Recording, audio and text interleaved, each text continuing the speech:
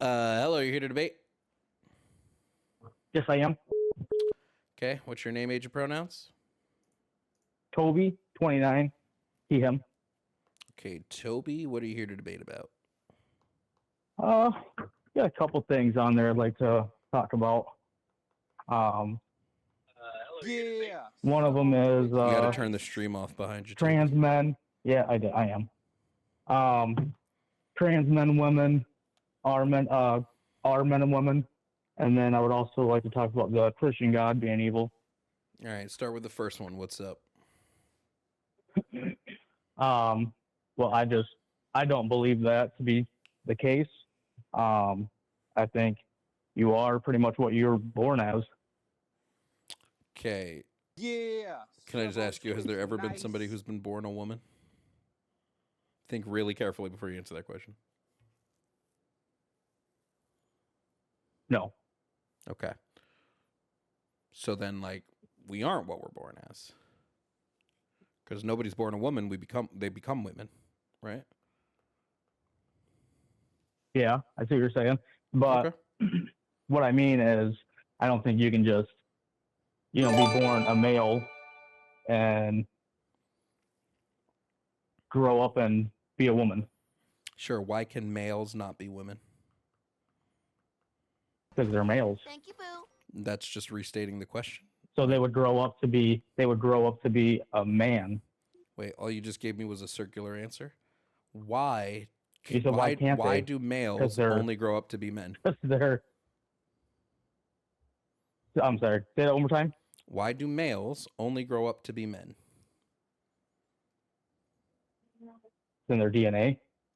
It's in their DNA. What DNA specifically? Like which part of their DNA? Like what is it about their DNA that makes them men? I don't know the specifics in it. Okay, you don't know the specifics on it? No. Okay. If I were to tell you nothing, what would you say? You're saying nothing in their DNA makes them a man? I'm saying human DNA and human sexual development are kind of two slightly different things. But I would be saying that there isn't a specific thing in your DNA that makes you a man or a woman, yeah. Okay, so then I guess you would have to go, what are the other one? Chromosomes? Okay. So chromosomes are what make you men and women. Let me ask you a question. That's what it is. Is it necessary to have specific chromosomes to be either a man or a woman? Is that something that is necessary for that? Mm-hmm. Yes? I don't know if I would say necessary, no. Okay. If it's not necessary, then why can't trans women be women if it's not necessary for them to have the chromosomes to be?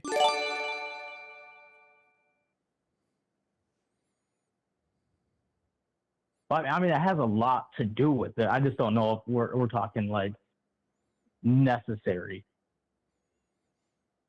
Okay, well, let me just walk you through this. When we have category distinctions, so for instance, when we say somebody is a woman, woman would be a category, and we'd say that there are people that cannot fit into this category. In your belief, it would be men and it would be trans women. That would mean that there is an exclusionary trait. There's a trait that all women possess and no men possess and no trans women possess. If that's the case, what is that trait?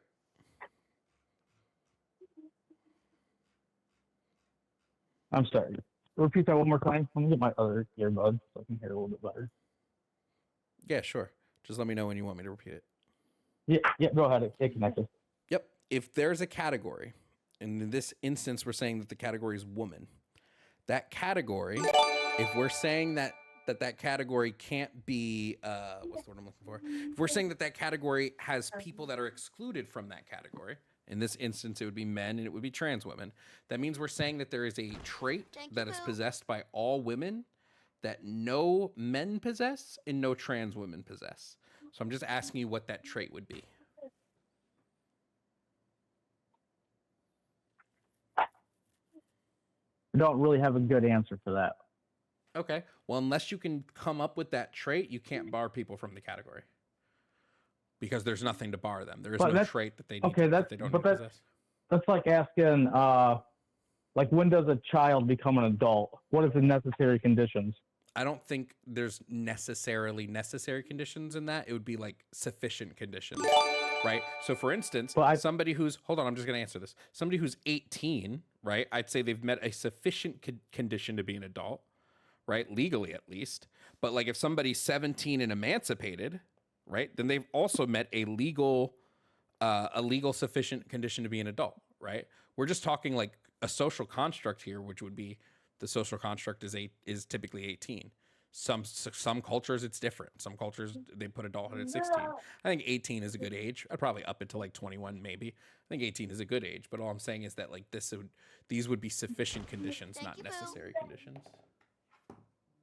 But I think that's kind of the same thing for the trans men and women though. Oh, great. Like it's really hard to just like pick like the things because the conditions that make you a male and female, you know, it's like there's a lot. It's very, very complex because like when you get into chromosomes, you know, there's XX, which is your typical female, then there's XY, which is your typical male, right? And that's with no like mutations, deformities, whatever. You know, those would be like your almost your standard for what you would just.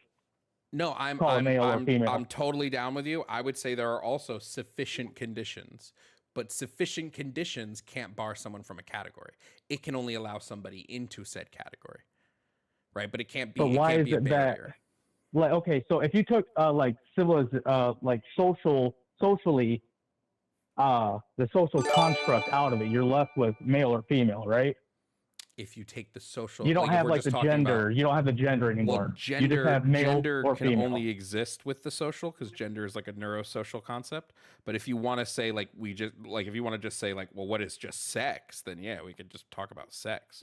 But I wouldn't make the claim that like trans women are necessarily genetically female. I'd say they might be phenotypically female, but I don't know that I wouldn't make the claim that trans women are like genotypically female, like based on like their genotypic sex. So I don't know what we would be arguing at that point. So genotypically is what their chromosomes say. And what do you say? What was the other one? Yep. Genotypic would be chromosomes. Phenotypic would just be the primary and secondary sex characteristics. So like the physical representation of your sex, that would be phenotypic. And phenotypic, at least in neurobiology and neuroscience, is just viewed as like a modifiable trait. So you typically can change your phenotypic traits. You can't change your genotypic sexual makeup. And how do you change the phenotypical? Tons of ways. Surgery, drugs, sometimes just like letting your hair grow would be a way to change phenotypic traits. Phenotypic is just changing the physical. The outward appearance kind of deal? Yeah, that's an easy way to understand it, yeah. Okay.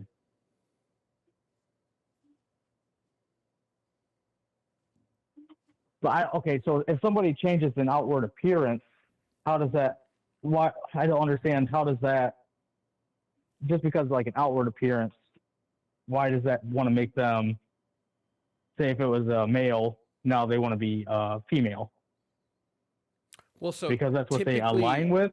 So typically, it's just about making their phenotypic traits match what is typically viewed in any given society to the gender expression.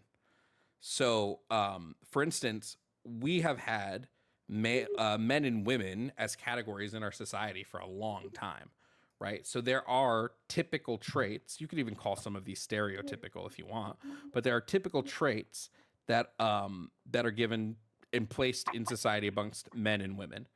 So oftentimes, some of these would be women have more prominent breasts than men. Women might be shorter in stature. Women might have more a softer jawline. There's a whole, women's voices might be different. There's a whole litany of things that are typical based on gender expression. And so what trans people tend to want, or at least this is, based on what they've told me and the research I've done. Obviously, I'm not trans, so I'm not going to make 100% claim for my trans friends and my trans brothers and sisters.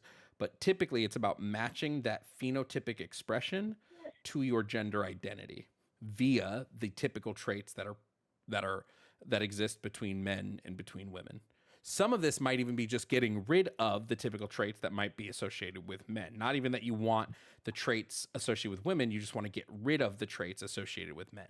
So this could be like facial feminization surgery because, again, a more square, prominent jaw might be seen as more masculine. So they want to get rid of this. Or this might be the voice training because a deeper voice is going to be perceived culturally as masculine, and so they want to remove these cultural traits so society can so that for two reasons. One, so that they can feel better about their gender identity themselves because these cultural traits have just been ingrained into us since we were like kids, and two, so that people people perceive them in a way that is in accordance with their gender identity.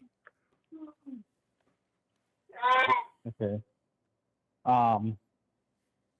I was trying to think of a way how to articulate my next question. So you do believe that there's like differences between like a trans, I don't want to butcher this because I kind of messed it up a little bit. Trans men versus, I don't want to say, it's going to sound disrespectful because I was almost going to say like real men. I don't want to say it like that because I don't want to. So you want to use the people. word. You want to use the word cisgender. Cisgender is the opposite of transgender. So, like, are there differences between trans men and cis men? Yes, 100%. Okay, yeah. There you go. Obviously, they have different life experiences. They're going to have different challenges in the future. They're going to have different things that they go through. But I would just say that there's differences between every This is why intersectionality, if you know what that is, intersectionality is so important, right? Because somebody's identity as a man is only a part of who they are. They might be trans, they might be cis, they might be black, they might be white, they might be tall, they might be short, they might be Christian, they might be atheist, right? There's a million other things that are going to change the experiences that they have as a man and make that different from the experiences some other people might have as a man. For instance, I'm a black man, but I might have a lot more in common than like my white neighbor who's a white man than like a black man in like Somalia. We just probably have me and him probably have way more similar life experiences than me and like a black man in like a country I've never been to or never lived. You know? Right. That's why we focus on intersectionality. We look at the intersections of all of the different identities that we have and how they cross with each other and interconnect and splice and all that. Yeah, I guess I'm just kind of really falling off of when it comes to like, okay, so just because you present like a certain appearance, that you think that you are that thing, even though like everything in your body kind of, or your chromosomes tell you otherwise. The part that you're missing is that your sex can't tell you what your gender is. It can give you an inkling. Because it's a social construct. But yeah, gender is neurosocial. Gender exists in the brain and it exists in society. So like, do you know what is it epistemology? Is that what I'm thinking of? But do you know, like, as humans, the social things that happen to us throughout like our evolution as people can literally rewire our brains as a species. Like our brains will literally rewire themselves because of things that collectively happen as a society. And over time, those things add up. So when I say gender is like neurosocial, I mean gender has its roots in society and its social construction, but it also has taken root in our brains. Like our brains just naturally categorize things, and gender is one of those categories. We just naturally do this, right? We see pink and we naturally go girl. We see blue and we naturally go boy. Now, this is due to a lot of things, mostly social conditioning, but that social conditioning has just wired our brains to do this. So when we talk about epigenetics, I was thinking of epigenetics, Chad, not epistemology. I was thinking about epigenetics. So when we're talking about gender, right? Gender is two things, and I like to describe gender as two things. I like to describe gender in the social and gender in the identity. So social gender, okay. I really think we should just call it social gender at this point, would be the behaviors, the traits, the actions, whatever you want to call it, that we typically prescribe, the behaviors, traits, appearances, even that we typically prescribe to the sexes. So we say, hey, dresses are for girls. This would be social gender. Or we can even say gender expression is probably a better one to use. But this is socially, gender in the social. Hey, this is dresses are for girls. Gender in the social. Hey, women are typically lighthearted. Women are this isn't true, but when someone goes like, well, women are nurturers, right? Gender in the social. This would be gender in the social. When we talk about gender as in the identity, it's referring to the way your brain subjectively perceives your sex. So your brain, without you even thinking about it, subconsciously, it looks at your sex and how your sex is oriented in your body, and it says this is either correct or this is incorrect. So when your sex is oriented in your body with your gender identity, you have people like me and you, we're cisgender men, right? I don't have to think about being a man. My brain just knows I'm a man. There's nothing I have to do. My brain it's just there. Like when someone says, Jovan, why are you a man? I'm like, oh, I just am, right? But then you have people who are trans, right? Their brains tell them something else. Their brains, when they think about who they are in relation to their gender, they might not even think they're a woman. They might even have the words to explain this, because a lot of times they don't.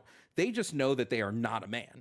They know when man hits, something isn't clicking here, right? It could be that they're non-binary. It could be that they're trans women. It could be a litany of things, but they know that they're not men because their gender identity, their subjective perception of how that sex is oriented is differing from what their sex was perceived at birth. So like their sex perceived as male, but because we live in a society where males and men are synonymous, we've placed those expectations on our expectations. We've placed those societal traits on males. Their body sees male and they go, this doesn't feel right. Something's off here about that maleness. Again, could be a litany of things, right? It doesn't necessarily mean that they're women, but it means that this is the track that we have to start following when we're looking at their gender in the identity. So that's why I say gender is a neuro-social concept. The identity is the neuro, the expressions and the stuff, that's the social. That was a long explanation, but you know. It was. I think I captured most of it. I'm not like, I don't dive too deep into a lot of the stuff that you said. But like I said, I think I captured quite a bit of it. I do still have some objections with some of it. But I have a question though. Sure. And I guess you can decide not to answer it if you want. I'm just curious of how you would respond to it. Okay. Because you said you were cisgendered man. Uh-huh. And if these people, really believe that they are who they are, so they would consider themselves like a real female. I'm just curious, like say if that was true, would you get into a physical relationship with a trans woman? Is she thick? Whatever, you can put whatever features on this imaginary person that you want. If she's thick, the answer is yes. If she's okay. My barometer for women, what I'm attracted to in women is thick. If she's thick with 2 C's, if she's thick, then yeah, why not? What do I care? I have a genital preference typically. Like typically I'm not really like, penises don't attract me. Like I see a penis and I'm just like, that doesn't do it for me. But like not all trans and that was women actually going to be my next question. If they were, what is it? Okay, it's called pre-op, right? That's pre-operation? I don't like using the phrase pre-op. They didn't have any. So hold on, just really quickly. I don't like using the phrase pre-op because it implies that everybody wants to get the operation. So I don't like saying that. Some people might. Non-op is a good one, Lainey. Thank you in the chat. Non-op, pre-op just implies that every trans woman has to get the operation, and I don't think they do. But yeah, if somebody is thick and she's attractive and she has a vagina, yeah, well, why wouldn't I? If she's thick enough, I can't say that that I would turn away. She's thick enough. It depends. I don't know. I haven't been put in the situation to find out. We'll find out one day. Okay. Maybe. Probably not. I guess for the example, what you guys said was, I think you said no-op would be the correct term. So would you get in a relationship with trans woman no-op? Maybe. I don't know. Depends on if I like them enough. Okay. I respect your answer. I respect your answer. Like I can't make that determination unless that, I mean, I don't think that situation's ever going to unfold, but if it ever does, like, here's the thing. I think we need to start looking at sex differently, at sex as in like sexual preference differently in society anyway, because when we're talking about our immediate attraction to someone, it's very rare that immediate attraction has anything to do with genitals. Not unless I'm watching like, I'm on somebody's like OF or some shit like that. You know what I mean? Typically, what you're attracted to is a lot of other different, like we talked about, societal gender traits, right? Like me, typically, right? I'm attracted to like, I want to, like, if she looked like she got BBL, we about that. You know what I mean? Like, typically, like, those are the like, and if we want to even go beyond that, like, typically, like, the first thing I notice about somebody tends to be your nose. Like, nose is, for some reason, that's like the first thing I notice about a person. For some people, it's eyes. For some people, it's a smile. You might notice hair. Like, there's a whole list of things that we as people, it's like a spider web, and it's like constantly connecting when we're looking at other people and we're trying to determine attraction, right? It's just a big long list of things. So I don't like to say that like right now I'm not attracted to penises. I've not yet met a penis that's made me go, that's the one. So I have a genital preference, but I'm not going to sit here and say that this is a 100% reality and I'll never find a penis I'm not attracted to if it's on a feminine enough body, right? I assume right now I'm never going to be into penises, but I'm into like feminine presenting people. Like I'm into femmes. So like, if they're thick enough, I